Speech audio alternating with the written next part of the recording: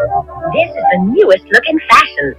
The Barbie look. So if my enthusiasm for the first half of 1965 was high, then the second half is doubly so.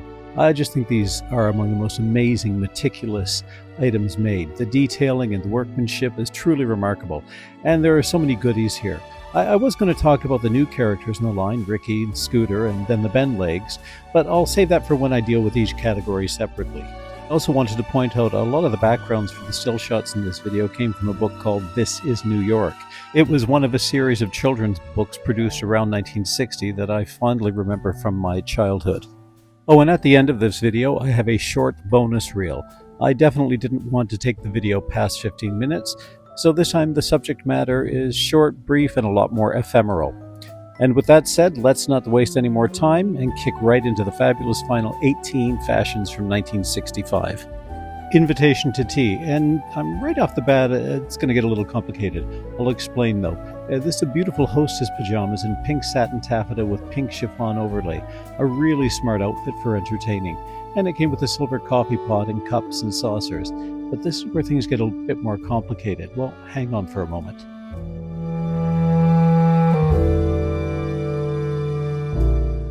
Because in 1965, Mattel also issued a Hostess set that included a red and gold, extremely fabulous and rather hard to find variation on Invitation to Tea, and a plethora of accessories. Too many to note here. I'll just snap from the Sarah Sink Ian's book. It also included a dress that we'll see in a few minutes, but this is a rarity for collectors, and all the tabletop accessories really make it a complete playset. I can't say enough about how much I really like this. Disc date, perhaps the most conventional of this year's outfits, but there was a trend when you were hosting at home in the mid-60s to dress a little more formal, but still with a bit of casual. Hence the long fuchsia skirt with the green waistband, and the fancy top with all of its lace trim. Lovely outfit, and I see Barbie is spinning her own records again.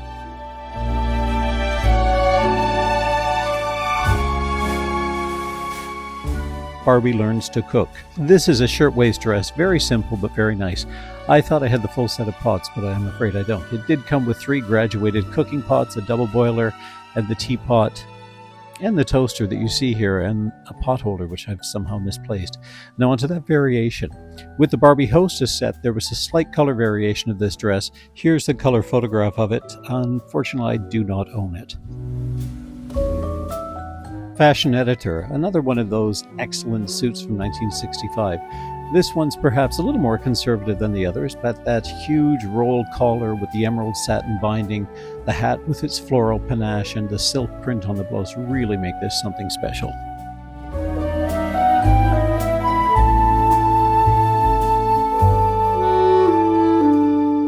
Sleeping Pretty. I really love the femininity of this, and as I've said previously, blue is my favorite color. So this one I really like. In the back you can see how the lace carries around. A very nice piece, but that cushion kind of confuses me. Anyway, nice thing to have.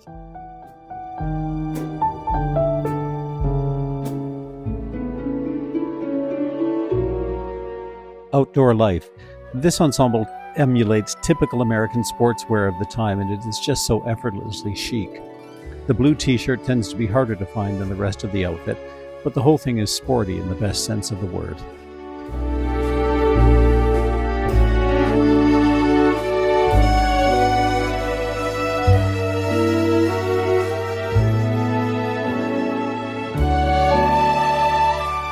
Fraternity Dance. Another elegant gown. This one is really quite special with its play of blue, green, fuchsia, and white lace. Very nice piece with the chiffon overlaid on top of a pale pink skirt. The doll is actually a side part American Girl that I found years ago with its hair chopped off, and I did a reroute on it that probably needs to be styled a bit better, but I'm not an expert on these things. The amethyst pin at the waist is another excellent detail. Holiday Dance. With its gold, white, and orange color scheme, this magnificent ball gown really is a seasonal delight. I actually think this is the only vintage fashion that obliquely celebrated the Christmas season. Although I guess you could call Midnight Blue with its blue and silver a Hanukkah dress. But this one is really a collector's favorite. A simple design but excellently executed, and there's that fabulous Fashion Queen fabric again. Just a side note on side parts, Mary Weiss of the legendary girl group the Shangri-Las seemed to have that sweeping bangs across the forehead. Matinee fashion. Well, I could write lots about how much I love this one. Fitted linen sheath in vibrant red with matching jacket with fur collar and cuffs. But it's that hat with the long flowing chiffon scarf that you can wrap any which way that really make this something special. The sunglasses and the black gloves weren't part of the outfit. I just thought they went with it so well, as does the dog. Slumber Party. Simple satin pajamas with a pocket applique, but I really love that soft-to-the-feel flannel robe. Lovely piece. I didn't picture them here, but it came with pink bathroom scale, rollers, perhaps the most useless accessory to come with any outfit, just my opinion, and that How to Lose Weight book. I do like this one for its simplicity and the softness of the pink. Poodle Parade. Mattel did a repro American Girl of this in 1994. The outfit was fantastic and true to form, but the doll was not favored by collectors. Most of this, though, is an original 1965 outfit, except, I believe, the certificate. This is a really, really smart city outfit, and it features one of the few appearances of the brown sunglasses with blue lenses. This is a favorite of mine. On the Avenue. Okay, another suit, and this one is better than Fashion Editor, in my humble opinion. That flyaway coat with the wide collar, the gold belt, the cream-colored fabric flecked with gold, matching the gold bodice of the dress. Just chic and elegant. There was a pack felt hat, though, that could go with it. Unfortunately, it's among the rarest of accessories. Golden Glory. So many outfits with the word gold in the title, but this one fits it perfectly. Really lovely with an almost Japanese-inspired brocade fabric. The purse is unique to this outfit. Back view, just to show you how the green waist sash ties in the back. Really elegant, really lovely. The doll is a Christie doll that had been shorn of its hair, and I tried to reroute and style it as sort of a Ronnie Spector sort of look. Maybe I need a little bit of work on it. Magnificence. Yes, a really elaborate ball gown here.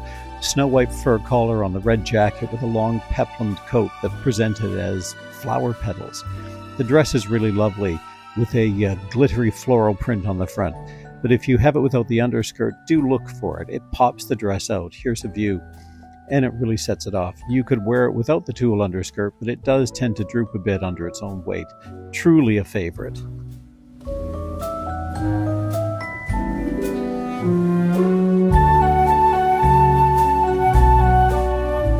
Golden Glamour. Wow, no, this is really fabulous. This one was also reproed, I think around 1999 by Mattel, but the fabric was quite different and wasn't really the same caliber as this brown and gold tweed. That hat, nothing needs to be said about it. And the dress is extra lovely with the blue chiffon bodice. I do think the shoes and gloves came from the repro though here, but if you're looking for the epitome of elegant city chic, this is it.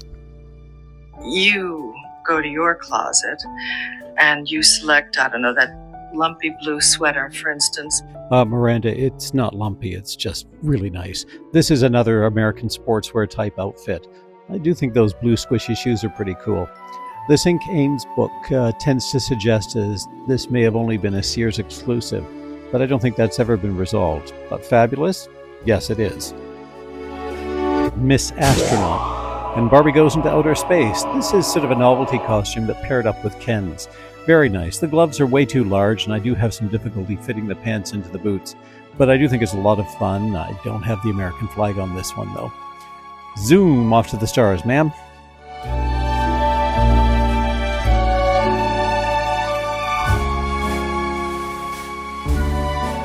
Okay, so choosing my favorite surely out of these 34 fashions is a difficult task, and in fact it's impossible, so I'm going to choose a range. I'm going to choose a style, and that is the suits. I love these day suits. As much as I think the ball gowns were really fantastic this year, the suits I thought were impeccable. Chic, elegant, extraordinary, something special.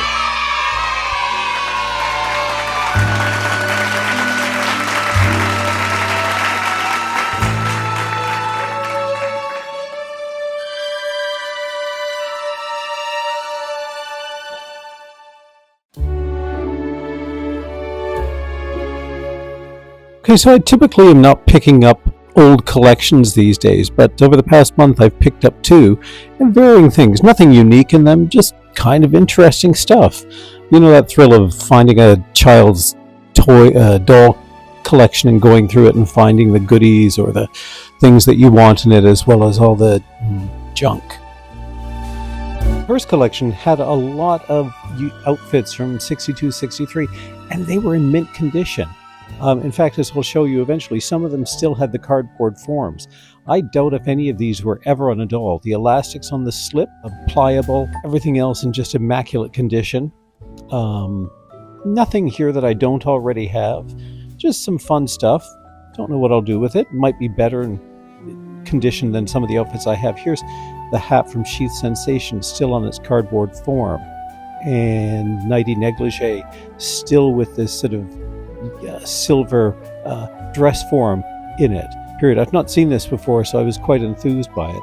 And then a whole lot of little accessories. There's some mixed in there from the second collection, which is a little later in time. But all these bits and pieces, again, nothing new for me, but interesting.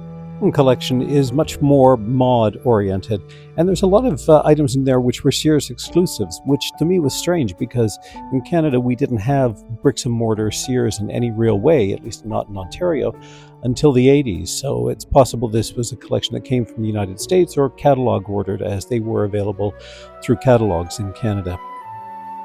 Also in the second collection there were 8 dolls, some mod, some early 60s period. I've already rehabbed the American Girl on a straight leg body and the Casey doll. I'm forever thankful for the child in 1968 who decided to take the earring out of the Casey doll because they green up pretty quickly and are impossible to fix. Finally, a series of 6 dolls that really need a lot of rehabbing. There is a Francie, bend legs that no longer bend, Stacy, good body, hair just needs a bit of work, eyelashes as well, Francie on a straight leg Barbie body that'll need some replacement. Midge doll, well, she'll be put to the back of the line. And the most important or the most interesting is this living Barbie that was made in Japan that only came with the accent set. And there's a couple of pieces from that in there. Period. Obviously, if I dress her, I'm going to have to cover those arms because they're green and they're never coming back. I will say the faces of the living Barbies are among the prettiest they ever produced. Really lovely, and this one's in fantastic shape. I did forget to mention there's a PJ in there too. Thanks for tuning in, and I'll be back in a week or so with the first of 1966.